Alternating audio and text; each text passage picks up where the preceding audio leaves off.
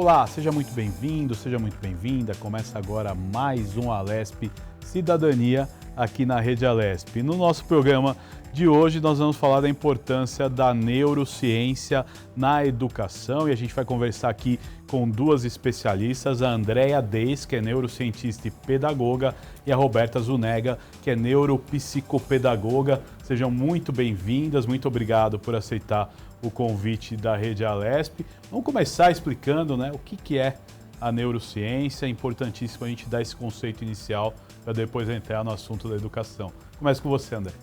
Pois é um prazer estar com vocês falando de um assunto tão importante, O que é a neurociência, A neuro vem do pensar, da mente, Então é a ciência estudando os processos de execução dessa mente, desse cérebro. E a principal contribuição da neurociência, se a gente pensar na ciência que estuda a mente, eu penso na ciência que também estuda a aprendizagem, Porque é através da mente que nós temos vários processamentos internos cerebrais que faz com que a gente seja capaz de fazer algumas coisas. E, na minha opinião, a neurociência ela traz singularmente, o olhar para o indivíduo como um ser biopsicossocial e espiritual. Então, ele olha gente como gente, ele olha criança como criança que pensa, criança que sente, criança que faz. E isso é o principal da neurociência. Agora, Roberta, como é que a gente introduz isso dentro da educação? Como a neurociência é uma ciência que está sempre falando da aprendizagem, principalmente como o cérebro aprende, é muito importante que os professores estejam a par em relação a isso mesmo, de que maneira o cérebro aprende. Cada indivíduo aprende de uma maneira e isso é importante para que esses professores em sala de aula compreendam como é feito esse caminho de aprendizagem para que se consolide de uma maneira eficaz e importante e significativa. A gente fala que a memória é um processo e isso está envolvendo 100% a aprendizagem. Então, a gente entender como esse cérebro aprende é o fundamental para a educação. Agora é importante, dentro disso que você falou, como o estudo do cérebro ele pode aí contribuir para uma melhor aprendizagem. Quero a opinião das duas aí. Eu acho que o estudo do cérebro, principalmente, eu acho que é a singularidade da criança. Então, a educação, se a gente pegar pela raiz etimológica dela, pela estrutura socioconstruída dela, desde os primórdios, ela vem muito com um formato de adestramento. Então, de formatos prontos, pré-estabelecidos. A aprendizagem é isso. Então, existe uma cultura de uma aprendizagem muito mecanicista, muito padronizada. Tanto que se você me perguntar qual a melhor forma de aprender ou qual a melhor prática que existe para se ensinar, é a metodologia ativa, é a montessoriana, é a Piaget, eu vou te dizer, depende. Depende da singularidade de quem precisa dessa aprendizagem, de cada ser. Então, eu percebo que a neurociência é essa singularidade que ela olha para essa criança e como forma de capacitar essa criança a desenvolver o seu próprio potencial. Então, a partir do momento que você tem estímulos corretos, então, como a Roberta disse, a criança ela aprende por exemplo, ou ela é sensorial, ou ela é sinestésica, ou ela é auditiva, nem todos são iguais. E a gente precisa também diferenciar crianças funcionais e crianças disfuncionais, porque até agora a gente está falando sempre pensando na funcionalidade. Se a gente pensar na disfuncionalidade, eu também vou ter outros meios de estimular. Então, eu acho que a neurociência, ela traz este olhar para esses estímulos, para como esses estímulos são interpretados e como esses estímulos, eles surgem como resposta no indivíduo que vai ser a criança que vai responder a isso. Importante, Roberto, o que você tem a acrescentar? Pegando o gancho da colega, eu acho que é importante a gente falar das emoções. O quanto as emoções são importantes nesse processo de aprendizagem, O nosso cérebro, ele é uma máquina e as emoções, elas são importantes para que cada indivíduo, com a sua singularidade, ele consiga se adaptar melhor àquele método de ensino. Então, é importante a gente focar muito nas emoções. Isso eu acho que é um ponto principal para a gente falar um pouco dessa neurociência. Cada indivíduo é único. Agora, quais os métodos eficazes que a gente consegue criar implementando a neurociência na educação? Quando a gente fala de método, de novo, a gente fala em pasteurização de como eu vou fazer isso acontecer, né? Então, a metodologia para a neurociência é aquela metodologia onde eu posso gerar autonomia e liberdade dessa criança se manifestar. Pegando a Roberta, como ela falou dos afetos, existe uma metodologia de aprendizagem que vem de taxonomia de Bloom. O que Bloom diz? Né? Que nós aprendemos pela parte cognitiva, afetiva, social e motora. E o que ele diz? Né? É que quando eu tenho a motora do fazer, que é a última, como essa criança aprendeu, porque a aprendizagem é um resultado. Né? A gente acha que ela é consequência, mas ela vai ser o resultado de todo esse processo cognitivo, afetivo, social, que me gera uma resposta. E se a gente for pegar pelo viés, por exemplo, da taxonomia de Bloom e vincular ela à neurociência, a gente vai falar como que eu desperto esses estímulos. Então, uma metodologia onde tenha esse conhecer e reconhecer da criança, do aluno. Então, eu ofereço vários elementos, então, desde por exemplo, eu vou ensinar matemática, né? Ao invés de usar só objetos ali racionais, tangíveis, eu posso dar uma metodologia do experienciar. Então, através das experiências, se gera que tipo de estímulo responde àquela experiência, ele vai se conectar disso através do afeto, que isso vai para a área do nosso sistema límbico. Esse sistema límbico ele vai reconhecer isso através, né, a nossa amígdala ali, vai disparar ou não esse estímulo, e a partir desse estímulo ele pode ser que gere uma cognição. Então eu vou dizer que quando a gente pensa em método, eu penso num método que explore mais as vivências e experiências de cada criança, de como ela aprende, como ela se manifesta, mas que sejam métodos que possibilitem esse experienciar, esse experimentar da criança. E Roberto, o que você acha? Pegando esse gancho da Andréia, eu acho importante a gente falar que a gente precisa entender como professor, entender o grupo que a gente está acionando e ser muito flexível. Tem estratégias que vão dar certas, tem estratégias que não vão dar certas. E o professor tem que entender esse funcionamento do cérebro para ter essa modificação de estratégia na hora de ensinar esse conteúdo. Só que eu acho que tem um antes da aprendizagem, que a gente, como indivíduo, a gente tem que fortalecer as funções executivas para a gente entender o que é a aprendizagem, que é um pré-requisito para a aprendizagem escolar, que a gente fala da memória de trabalho, da flexibilidade cognitiva e do controle inibitório, que isso sim direciona aquele indivíduo a ter os requisitos necessários para que ele aprenda de uma maneira clara. Então, assim, as estratégias em sala de aula, elas são diversas, elas são muitas. E isso cabe a cada professor entender o que vai ser melhor para aquele grupo de alunos e ter essa flexibilidade importante. Deu certo? Deu certo. Não deu? Vamos remanejar e mudar. Isso eu acho que é importante pensando na sala de aula. Agora, Roberta, e quando a criança ela tem uma dificuldade de aprendizagem, esse processo ele pode ajudar bastante? Pode. O processo de entender o cérebro da criança é o mais importante. O professor tem que estar aberto para compreender isso. A dificuldade de aprendizagem, ela está cada vez aumentando mais, principalmente falando em pós-pandemia. A gente recebe muito mais crianças com essas dificuldades. Então, existem estratégias particulares, individuais, que cada professor tem que aplicar naquele aluno com dificuldade. Compreender que aquele aluno, aquela criança, precisa de diversidade. E isso é importante que cada um tenha essa consciência. Andréia. Pois é, agora tem que respirar, inspirar e voltar para o lugar, né? Muitas informações. Que são informações e, às vezes, assim, são ideias e ideais diferentes, né? Eu acho que dentro dessa estratégia de sala de aula, a gente, voltando de novo à taxonomia de Bloom, a gente trabalha nas mesas, a gente fala de trabalhar com mesas de trabalho. Então, no social, você identifica grupos com semelhanças. E através desses grupos com semelhanças, você pode ter várias estratégias dentro de uma sala de aula. Então, para um grupo, pode funcionar muito bem o storytelling, histórias contadas, para um outro grupo, não. Né? Para um outro grupo, de repente, jogos lúdicos ou jogos estruturados sejam muito mais pertinentes. Né? Então, trabalhar com grupos de trabalho é muito importante. Então, a partir do momento que a gente considera, né, a neurociência ela tem um princípio, tem alguns mitos, verdades ou não, né? Mas que existe a capacidade de você aprender e a reaprender a todos os momentos, né? E, inclusive, a aprender, né?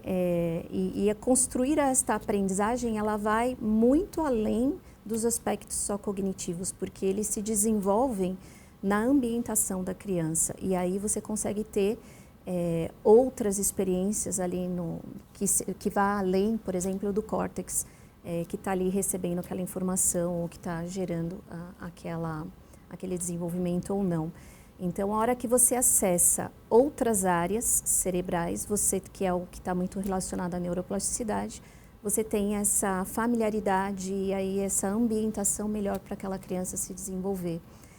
É que Google não é muito fácil, né? A gente está aqui falando de aprendizagem, do que é possível, e eu fico pensando hoje na vida do professor, né? De como que esse professor ele é cobrado, de como esse professor ele é estimulado, de como esse professor ele tem competências ou não, ou ele tem até, por exemplo, tempo e habilidades para estar ali lidando com isso no dia a dia. Pouco antes de entrar, eu estava conversando com a Roberta ali fora e ela me disse que tem mais de 2 décadas de educação. E eu falei, nossa, eu no Fundi 1 e no Fundi 2, eu me distanciei, não cheguei a 1 década, um pouco menos, mas ainda estou em sala de aula, aí pensando em graduandos e pós-graduandos. Então, eu acho que quando a gente fala de educação, a gente precisa pensar nos agentes da educação, né? O aluno está recebendo um estímulo de quem? E essa pessoa que ele recebe o estímulo, quem está estimulando ela? Né? Então, eu acho que isso também é uma coisa que na aprendizagem a gente não pode deixar de pensar. A gente não pode deixar de pensar nas políticas públicas. Como que essas políticas públicas estão... Por exemplo, eu hoje tenho um trabalho também para o Estado, né? Então, você insere uma série de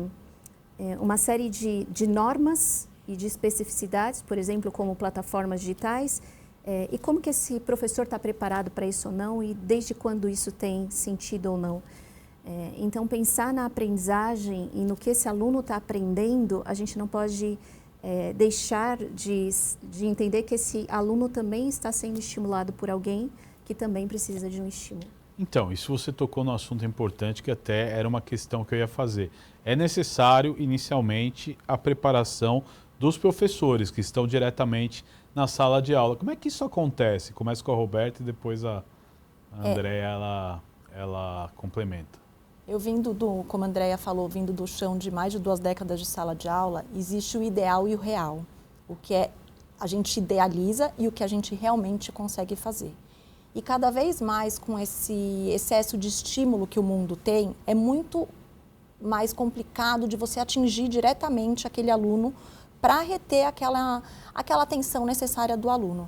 Então, assim, eu acho importante validar que o professor que ele quer estudar, ele consegue. Ele quer aprender, ele consegue.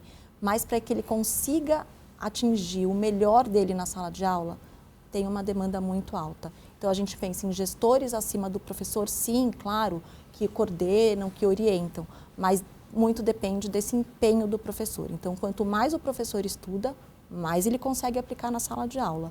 Lembrando que existe o ideal e o real possível. Pensando numa sala de 35 alunos, um único professor, com várias inclusões na sala de aula, a gente sabe que a gente não consegue, pensando na área da pedagogia, atingir individualmente cada um, mas existe aquele esforço do professor para conseguir. É por isso que tem tanta diferença, um aluno vai melhor que o outro, é nessa lógica mesmo, dessa diversidade, né? Sim, existe essa diversidade que é importante a gente estar falando, existe aquele olhar individualizado para cada um, que é importante, existe um esforço do professor em pensar em adaptação curricular, em adaptação de avaliação para cada aluno que está dentro da sala de aula. E para isso requer um pré, que é o estudo. Precisa se estudar muito. Então, assim, o mundo hoje está muito complicado pensando em esforço do professor, mas existem professores excelentes que estão vindo por aí. Então, a gente não pode generalizar. Importante o registro. Agora, Andréia, vendo pelo contexto até que você falou no começo, como é que você vê, né, essa parte aí? Como que tem que ser feita essa qualificação? E a Roberta também falou bem que existe o mundo ideal e o mundo real. Como é que você vê isso dentro do mundo real? No mundo real, eu vejo uma precarização da educação e um ambiente adoecedor que está adoecendo professores. O professor, ele não é responsável, ele está adoecido pelo sistema, né? É um sistema que está saturado, um sistema que cada vez mais pressiona um sistema que muitas vezes ele mutila e professores, alunos e uma cadeia como um todo. Então eu vejo, né, se a gente pensar hoje na psicologia escolar, eu vejo um ambiente adoecendo professores e alunos. Por isso que eu citei políticas públicas, né? Eu estou num trabalho aí às quartas-feiras numa escola e fiz um trabalho era para ser só com professores e ali na circunstância do momento, porque na escola as coisas acontecem, os alunos entraram, então um grupo de alunos e participaram. E eles ficaram frente a frente, né, alunos e professores. E aí nesse de alunos e professores, os professores questionaram os alunos o que eles achavam errado na educação e os alunos aos professores. E ao final, a gente perguntou o que seria, nesta realidade de hoje, o ideal. E a resposta, que para, de repente, os gestores foi uma surpresa, para mim foi uma realidade, né? Eles falaram que o professor pudesse ser professor, simplesmente isso, tivesse autonomia de ser professor. Hoje o professor ele não tem autonomia de ser professor, Guga. Ele é todo regulamentado, ele é instrumentalizado, principalmente se a gente pensar na maior parte da educação, que ela é pública, que ela não é privada. Se a gente pensar na educação pública e como esses sistemas estão hoje, eles têm uma cultura extremamente tradicional, hierarquizada e de adestramento e não de aprendizagem. Este diálogo que a gente está tendo de como construir essa aprendizagem, eles não teriam minimamente, não é tempo, não é vontade, eles não teriam recursos e estrutura para fazer com que isso acontecesse. Então, o que eu vejo hoje é que precisa ser revisitado o que realmente é a educação, o que simboliza essa educação para uma nação, porque uma nação uma sociedade frágil constrói pessoas frágeis e a partir do momento que você constrói pessoas frágeis, você constrói um mundo e uma sociedade frágil, que é o que vem acontecendo e por isso que nós estamos em desenvolvimento, né, aí há milhares de séculos e não sai disso e talvez não seja oportuno sair. Então, na minha opinião, precisa revisitar realmente esse lá da base, culturalmente, o que se espera dessa educação, revisitar os métodos como isso se forma, entender os recursos que são oferecidos ou não, e aí, diante disso, querer realmente cobrar ou estimular uma educação de qualidade que promova realmente a educação para todos e não adestramento. Legal, importante, né, essas reflexões. E aí eu te digo e pergunto para vocês duas, né, como a neurociência ela entra no desenvolvimento socioemocional desses alunos, aí quais os progressos e evoluções que a neurociência traz. Eu vou começar com a Roberta. Aproveitando um gancho da Andréia, falando da saúde mental dos professores, principalmente, né, de como todos estão doentes, é importante falar que muito dessa parte socioemocional vem de uma família, de uma base familiar. Então, cabe nós, educadores, psicopedagogos, neuropsicopedagogos, neurocientistas, conscientizar essas escolas de atingir as famílias também, porque muitas coisas que acontecem na escola que o professor não consegue acionar, tem alguma coisa da base familiar também. Então, não dá para a gente isolar escola de família, isso é muito importante. E essa parte socioemocional, ela vai conduzir a aprendizagem do aluno, né? As emoções, elas estão com a gente o tempo inteiro. Então, assim, não tem dia que nós não estamos bem? E isso não tem problema. Mas tem o dia que aquela criança também não está bem. A gente tem que entender isso. Ele não vai aprender da melhor maneira. Então, a parte emocional é a que vai conduzir essa aprendizagem. Então, esse é o caminho que o professor tem que estar abrangendo, pensando que o nosso córtex pré-frontal, ele está em amadurecimento até os 21 anos.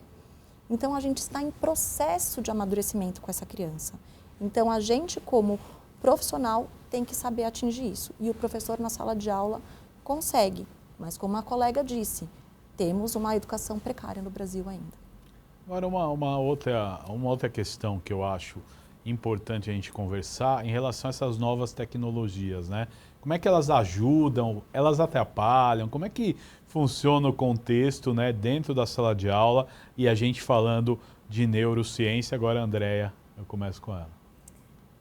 A tecnologia é uma grande discussão agora do mundo contemporâneo, né? E eu diria que ela pode ajudar ou atrapalhar, depende do manejo dela. né? Se a gente pensar que ela hoje é uma possibilidade de distração total, a gente pensa, né, na multitarefa, naquele aluno que está em sala de aula, e de novo vou pensar em significados, né? Porque uma educação sem sentido e sem significado faz com que o aluno possa ir para qualquer outro cenário, menos que ele dê atenção ali para a sala de aula. Então, a tecnologia ela pode levar isso ao multitarefa. Hoje ela é tida como uma doença, por exemplo, como um vício, né? A hora que você tira ali o celular, pega numa escola e de repente pega o aluno que está ali, né, com aquele celular e fala, olha, eu vou segurar o seu celular até a hora do intervalo, e entende como que ele vai extravasar ali a raiva, a agressividade naquele momento. Então, isso também adoece, esse aluno também tem tido esse excesso de estímulos, mas ele também a tecnologia pode aproximar gerações. Então, se o professor ele sabe fazer manejo através da tecnologia, eu, por exemplo, gosto muito de usar jogos, né, no celular, porque eles vão usar hoje. É o mesmo que você falar para eles, não usem ChatGPT, não use inteligência artificial. Eles vão usar. Né, fazer mais do mesmo, né? Eles vão usar e vão usar aquilo para responder. Eu, por exemplo, hoje ensino a usar de uma forma que eu chamo de responsável. Quer usar, saiba o que perguntar, saiba questionar se o que ele está te respondendo está correto ou não, né? Eu ensino desde a criança hoje mais do Fundo 2, né? Até lá na graduação e nos pós-graduando, eu falo, quer perguntar para eles, quer tentar fazer uma prova e ver se ele te responde, mas entende o que é ficção e o que não é do que ele vai te responder. Use isso de uma forma responsável. E quando você usa com jogos, eles curtem muito. É o mesmo que hoje a gente fala assim, olha, Guga, por exemplo, você está aqui conversando com a gente, você está com o celular no colo. Mesmo do que falar para você, não entre mais e pegue suas pautas, datilografe, né? Hoje a gente tem as pautas aqui no celular, né? Antigamente não, ou você tinha no TP, ou você antes tinha, né, o papel. Quantas vezes a gente não fazia programa com um monte de papel aqui? Perfeito. Quer dizer, é evolução, né? É um instrumento de trabalho. Sim. É o mesmo que eu te falar, tira. Como que você vai tirar isso do aluno? Sim. Então você tem que saber usar, né? Ao invés, por exemplo, você dar um texto que os alunos não querem ler em papel, você fala, olha, acabei de postar ali na plataforma, abre aí no seu celular. Ao invés de ele abrir em outras redes sociais, ele vai abrir ali. Aí você fala, olha, entrem no jogo tal, que eu criei, a gente vai fazer ali uma batalha naval. E aí eles começam. Então, dá para você usar a tecnologia a seu favor. Né? É o mesmo que falar, hoje a gente não vai mais usar um aparelho celular, não vai mais usar um computador. Né? Olha o que a gente está passando aí os últimos dias sem energia. Né? Então, a mesma coisa, não dá para você tirar. O que você não tira, você tira o melhor proveito. E se você não souber tirar o melhor proveito, eles vão fazer o que eles quiserem com o celular. E é onde dá a falta de atenção, de foco, de distração. Aproveitando o que a Andréia falou, acho importante falar que é uma consolidação da aprendizagem, né? Então, o professor ele tem que estar ciente da forma que ele utiliza. Não adianta a gente falar assim, não use o celular, como ela falou, porque o mundo está aí, o mundo é tecnológico. Então, a gente precisa usar de uma maneira adequada que consolide e aprofunde essa aprendizagem e não simplesmente usar por usar. Exato, é importante, né? E dentro disso, né, o que você citou, André, e eu vou pedir para a Roberta falar mais também, é do uso correto, né? Às vezes ferramentas como a própria inteligência artificial, as telas, elas vêm para ajudar, né, a você ter um desenvolvimento, mas ela não é a tábua de salvação. É importante deixar isso claro, né? Como a Andréia falou, não adianta a gente falar assim, proibir, né? O proibido é o mais gostoso da gente fazer. Então, a gente precisa mostrar, conscientizar eles da necessidade do uso da tecnologia favorável à aprendizagem. Então, assim, existem muitos recursos hoje, muitos, inúmeros. E a gente precisa mostrar para eles como que isso dá para se fazer. Então, assim, inteligência artificial está aí, você piscou, ela está sendo acionada. Vamos mostrar para eles como que é uma maneira favorável, que não prejudique eles, que não prejudique o mundo, pensando num futuro para eles. Então, assim, a gente tem estruturas, basta a gente conscientizar eles, pensando em segunda, terceira infância e até adolescência. Importante, eu quero também, a gente está indo já para a fase final do nosso programa, mas eu quero um registro de cada uma de vocês, né, da importância da do neurocientista, né, do neuropedagogo, né, desse profissional dentro da escola. E é importante, né, que o Estado de São Paulo, através de políticas públicas e também o Brasil, desenvolvam, né, mais essa área. Então, eu gostaria que vocês deixassem uma mensagem. Eu vou começar agora com a Roberta. E no dia 16 de outubro de 2019, né, o nosso vice-governador instituiu o Dia Estadual do Neuropsicopedagogo, valorizando nossa profissão.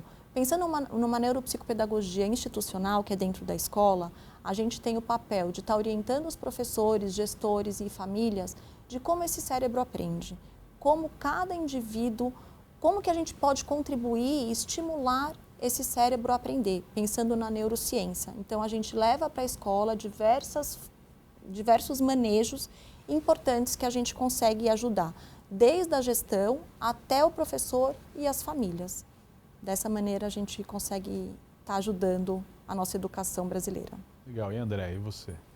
Eu diria que a gente precisa antes ter muito cuidado com que pedagogia estabelecemos como a que queremos hoje para o nosso mundo. Se a gente quer a pedagogia tradicional, a pedagogia crítica. A pedagogia tradicional é a que adestra e que vem aí há centenas de séculos. A pedagogia crítica é aquela que traz essa multidisciplinaridade. Eu diria que o neurocientista ele é tão importante quanto o psicólogo, quanto o professor, quanto os gestores, e que é o conjunto dessas multidisciplinaridades, dialogando no ambiente escolar, inclusive com as famílias, porque na pedagogia crítica, a família ela tem uma parte extremamente importante, assim como o aluno. Então, que este diálogo entre escola, família, sociedade, educadores, que ele seja mais aberto, que gere mais autonomia, e que as políticas públicas possam favorecer isso numa mesma intensidade e importância, que na minha opinião não tem o mais importante e não tem o menos importante, são todos necessários para uma educação hoje crítica, de autonomia e de liberdade. Legal, muito importante, né, esse registro, essa discussão. Agora, quero agradecer a presença de vocês duas. Muito obrigado, viu, Roberta, pela presença. Eu que agradeço a oportunidade. Uma mensagem final aí para o nosso telespectador. Então, eu acho que é importante a gente entender que a educação brasileira é precária, mas se todos derem o seu passo de formiguinha para que isso melhore, a gente vai conseguir ter um sucesso de educação no futuro.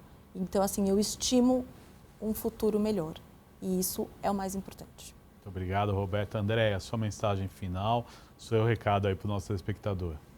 Meu recado é que não se faz um país grande com pessoas pequenas. Se a gente quer, na verdade, um país diferente, se a gente quer uma política diferente, a gente constrói na base. E para construir na base, a gente constrói grandezas e essas grandezas se tornam valores. Então, que a gente possa construir uma base grande para realmente a gente colher ali grandiosidades para o nosso país, para a nossa sociedade. Foi um prazer estar com vocês. Muito obrigado pela participação e este foi mais um Alesp Cidadania falando da neurociência nas escolas. Você pode ver e rever este e outros programas em nosso canal no YouTube. Até um próximo encontro. Você continua agora com a programação da Rede Alesp. Tchau, tchau.